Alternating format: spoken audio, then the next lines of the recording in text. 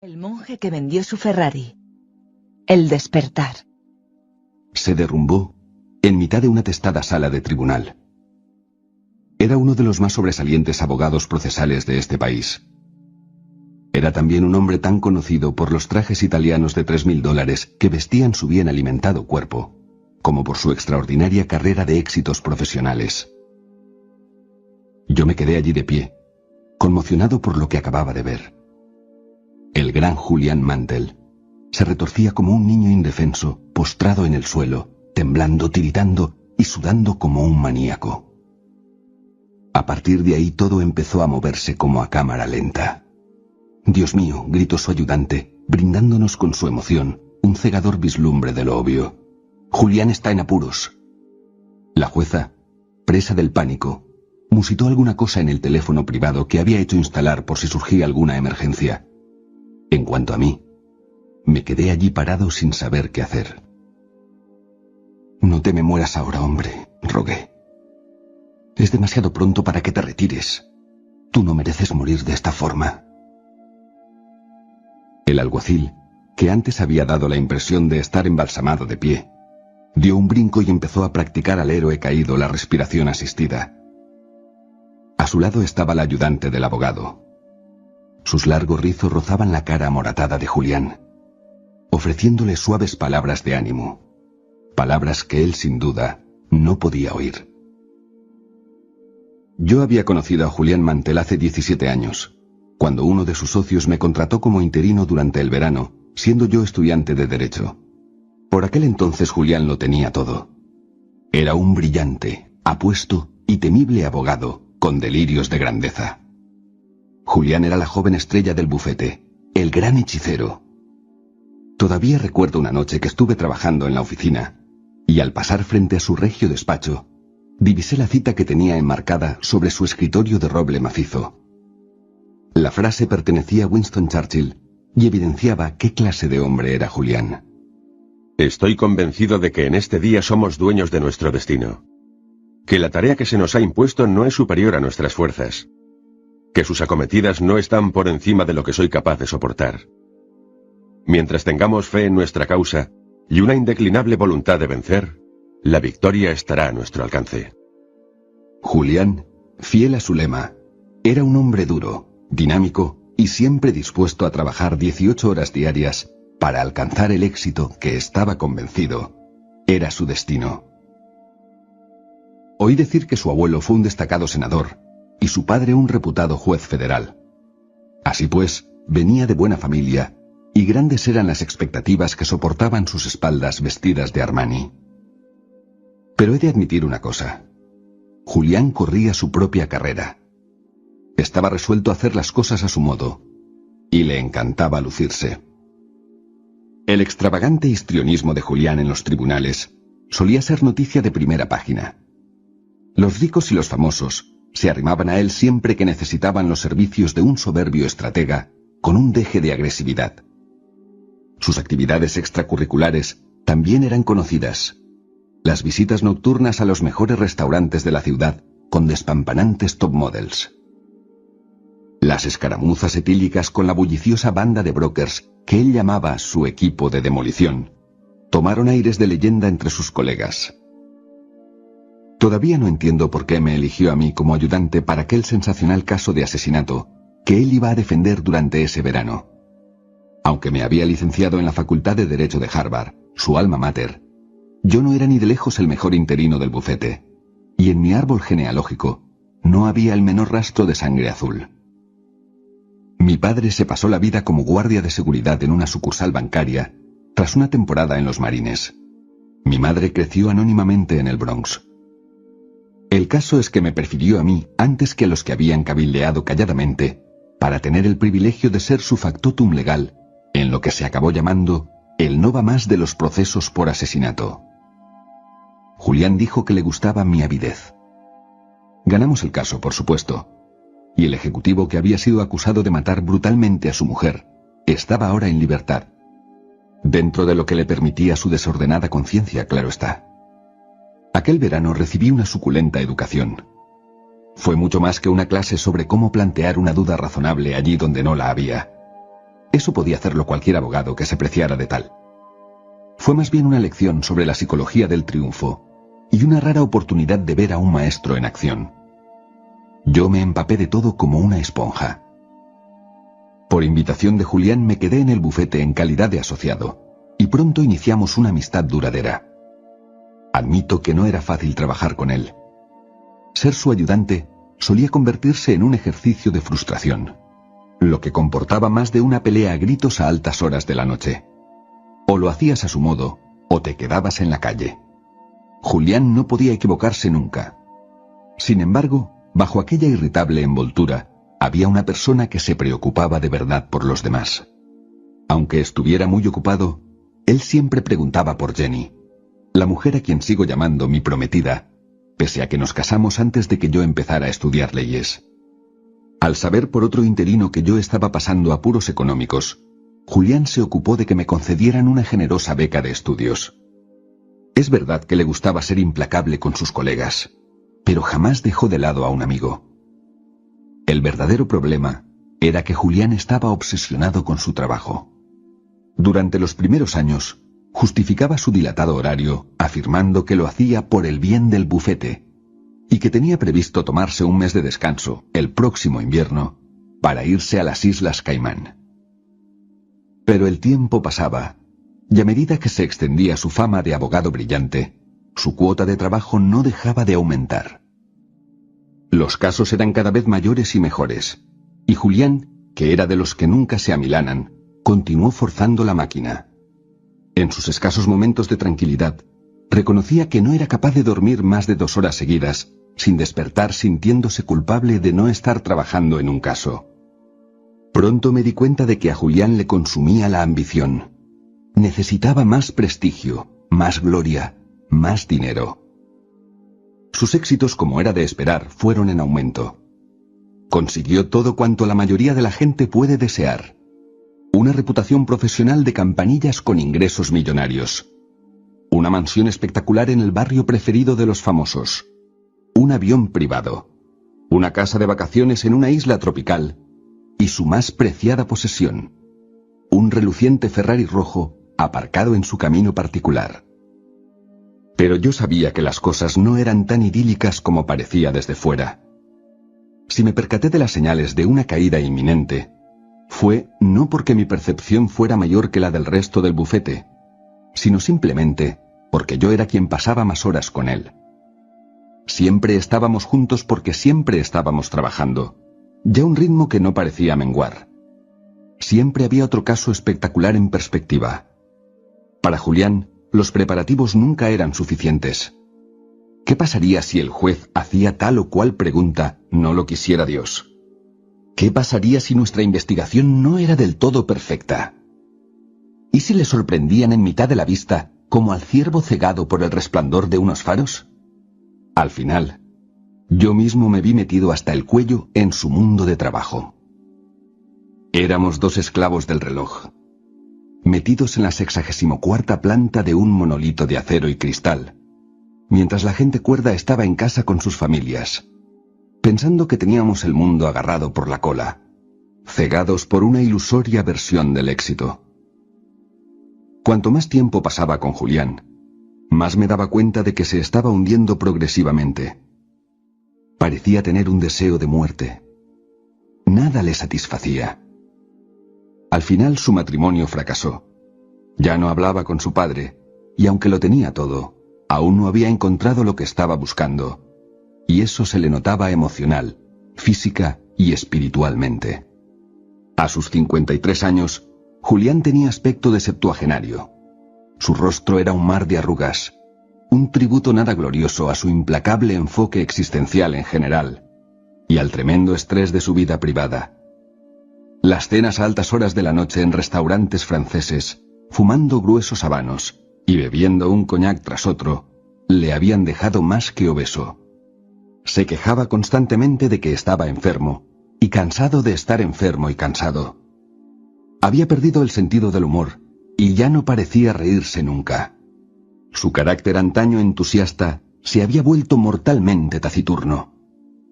Creo que su vida había perdido el rumbo. Lo más triste Quizá fue que Julián había perdido también su pericia profesional.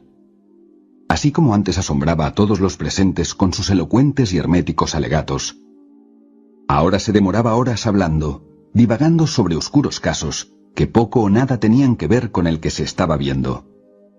Así como antes reaccionaba graciosamente a las objeciones del adversario, ahora derrochaba un sarcasmo mordaz que ponía a prueba la paciencia de unos jueces que antes le consideraban un genio del derecho penal. En otras palabras, la chispa de Julián había empezado a fallar. No era solo su frenético ritmo vital lo que le hacía candidato a una muerte prematura. La cosa iba más allá. Parecía un asunto de cariz espiritual. Apenas pasaba un día sin que Julián me dijese que ya no se apasionaba por su trabajo, que se sentía rodeado de vacuidad. Decía que de joven había disfrutado con su trabajo, pese a que se había visto abocado a ello por los intereses de su familia. Las complejidades de la ley y sus retos intelectuales le habían mantenido lleno de vigor. La capacidad de la justicia para influir en los cambios sociales le había motivado e inspirado. En aquel entonces, él era más que un simple chico rico de Connecticut. Se veía a sí mismo como un instrumento de la reforma social, que podía utilizar su talento para ayudar a los demás. Esa visión dio sentido a su vida, le daba un objetivo y estimulaba sus esperanzas. En la caída de Julián había algo más que una conexión oxidada con su modus vivendi. Antes de que yo empezara a trabajar en el bufete, él había sufrido una gran tragedia. Algo realmente monstruoso le había sucedido, según decía uno de sus socios, pero no conseguí que nadie me lo contara. Incluso el viejo Harding, célebre por su locuacidad, que pasaba más tiempo en el bar del Ritz-Carlton que en su amplio despacho, dijo que había jurado guardar el secreto. Fuera este cual fuese, yo tenía la sospecha de que, en cierto modo, estaba contribuyendo al declive de Julián. Sentía curiosidad, por supuesto, pero sobre todo quería ayudarle. Julián no solo era mi mentor, sino mi amigo. Y entonces ocurrió. El ataque cardíaco devolvió a la tierra al divino Julián Mantel y lo asoció de nuevo a su calidad de mortal. Justo en medio de la sala número 7, un lunes por la mañana, la misma sala de tribunal donde él había ganado el no va más de los procesos por asesinato. El visitante misterioso. Era una reunión urgente de todos los miembros del despacho. Mientras nos apretujábamos en la sala de juntas comprendí que el problema era grave. El viejo Harding fue el primero en dirigirse a la asamblea. Me temo que tengo muy malas noticias. Julián Mantel sufrió un ataque ayer mientras presentaba el caso Air Atlantic ante el tribunal. Ahora se encuentra en la unidad de cuidados intensivos, pero los médicos me han dicho que su estado se ha estabilizado y que se recuperará. Sin embargo, Julián ha tomado una decisión que todos ustedes deben saber. Ha decidido abandonar el bufete y renunciar al ejercicio de su profesión. Ya no volverá a trabajar con nosotros. Me quedé de una pieza. Sabía que Julián tenía sus problemas, pero jamás pensé que pudiera dejarlo. Además, y después de todo lo que habíamos pasado, pensé que hubiera debido tener la cortesía de decírmelo en persona. Ni siquiera dejó que fuera a verle al hospital. Cada vez que yo me presentaba allí, las enfermeras me decían que estaba durmiendo y que no se le podía molestar. Tampoco aceptó mis llamadas. Posiblemente yo le recordaba la vida que él deseaba olvidar. En fin, una cosa sí tengo clara. Aquello me dolió. Todo eso sucedió hace unos 3 años. Lo último que supe de Julián fue que se había ido a la India en no sé qué expedición. Le dijo a uno de los socios del bufete que deseaba simplificar su vida y que necesitaba respuestas que confiaba encontrar en ese místico país. Había vendido su residencia, su avión y su isla. Había vendido incluso el Ferrari. ¿Julián Mantel metido a Yogi?, me dije. Qué caprichosos son los designios de la ley. En esos 3 años pasé de ser un joven leguleyo sobrecargado de trabajo a convertirme en un hastiado y algo cínico abogado más mayor. Jen y yo teníamos una familia. Al final, yo también empecé a buscar un sentido a mi vida. Creo que todo vino por tener hijos. Fueron ellos quienes cambiaron mi manera de ver el mundo. Mi padre lo expresó mejor cuando dijo: John, cuando estés a las puertas de la muerte, seguro que no desearás haber pasado más tiempo en la oficina. Así que empecé a quedarme más horas en casa, decidido a iniciar una vida decente, si bien más ordinaria. Me hice socio del Rotary Club e iba a jugar al golf todos los sábados para tener contentos a mis clientes y colegas. Pero debo decir que en mis momentos de tranquilidad pensaba a menudo en Julián y me preguntaba qué habría sido de él después de nuestra inesperada separación. Tal vez estaría viviendo en la India, un lugar tan grande y diverso que hasta un alma inquieta como la suya podía encontrar allí un hogar. ¿O estaría haciendo senderismo en Nepal? ¿Buceando en las Islas Caimán? Había una cosa segura: Julián no había vuelto a ejercer. Nadie había recibido una postal suya desde que partiera hacia su exilio voluntario. Las primeras respuestas a algunas de mis preguntas llegaron hace cosa de 2 meses. Yo acababa de reunirme con el último cliente de un día espantoso, cuando Genevieve, mi talentosa ayudante, se asomó a la puerta de mi pequeño y bien amueblado despacho. Tienes una visita, John. Dice que es urgente y que no se irá hasta que hable contigo. Estoy con un pie fuera, Genevieve. Voy a comer un bocado antes de terminar el informe Hamilton. No me queda tiempo para recibir a nadie más. Dile que concierto una cita como todo el mundo. Y si te causa problemas, llama a los de seguridad. Es que dice que es muy importante. No piensa aceptar una negativa. Por un momento pensé en llamar yo mismo a seguridad. Pero al comprender que podía tratarse de alguien en apuros, asumí una postura más tolerante. Está bien, dile que pase. A lo mejor me interesa y todo. La puerta de mi despacho se abrió lentamente. Cuando por fin se abrió por completo, vi a un hombre risueño de unos 35 años. Era alto, delgado y musculoso, e irradiaba vitalidad y energía. Me recordó a aquellos chicos perfectos con los que yo iba a la facultad, hijos de familias perfectas con casas perfectas y coches perfectos. Pero el visitante tenía algo más que aspecto saludable y juvenil. Una apacibilidad latente le daba un aire casi divino. Y los ojos. Unos ojos penetrantes y azules que me traspasaron. Otro abogado de primera que viene a quitarme el puesto, pensé para mí. Pero bueno, ¿por qué se queda ahí parado mirándome? Espero que la mujer que defendí en el caso de divorcio que gané la semana pasada no fuera su esposa. Tal vez no estaría de más llamar a seguridad. El joven siguió mirándome tal como Buda habría hecho con su pupilo favorito. Tras un largo momento de incómodo silencio, el sujeto habló con un tono sorprendentemente perentorio. ¿Es así como tratas a tus visitas, John? ¿Incluso a quienes te enseñaron todo cuanto sabes sobre la ciencia del éxito en una sala de tribunal? Ojalá me hubiera guardado mis secretos profesionales. Una extraña sensación me cosquilleó en el estómago. Inmediatamente reconocí aquella voz como de miel. El corazón me dio un vuelco. ¿Julián? ¿Eres tú? No me lo puedo creer. La sonora carcajada del visitante confirmó mis sospechas. El hombre que tenía ante mí no era otro que el añorado yogi de la India, Julián Mantel. Me asombró su increíble transformación. La tez espectral, la tos crónica y los ojos inermes de mi excolega habían desaparecido. Ya no tenía aspecto de viejo ni esa expresión enfermiza que se había convertido en su distintivo. Todo lo contrario. Aquel hombre parecía gozar de perfecta salud y su rostro sin arrugas estaba radiante. Tenía la mirada clara, una ventana perfecta a su extraordinaria vitalidad. Más sorprendente aún era la serenidad que rezumaba por todos sus poros. Mirándole desde mi butaca, me sentí totalmente en paz. Julián ya no era el ansioso abogado de primera categoría que trabajaba en un bufete de campanillas. No. Este hombre era un juvenil, vital y risueño modelo de cambio. La milagrosa transformación de Julián Mantel. Yo no salía de mi asombro. ¿Cómo podía alguien que solo unos años atrás parecía un viejo verse ahora tan enérgico y tan vivo? ¿Alguna droga mágica le había permitido beber de la fuente de la juventud? ¿Cuál era la causa de este extraordinario cambio de personalidad? Fue Julián quien habló primero.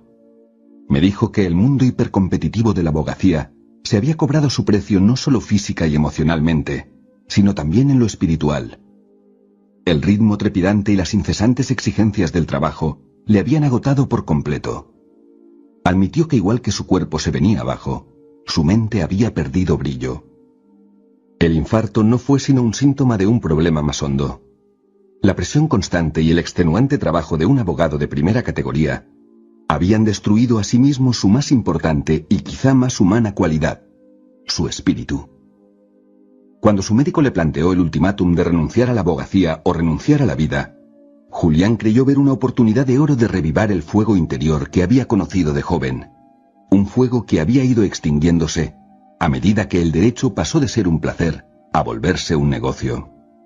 Julián se entusiasmó visiblemente al explicar cómo había vendido todas sus posesiones materiales antes de partir rumbo a la India, un país cuya cultura ancestral y tradición mística le habían fascinado siempre.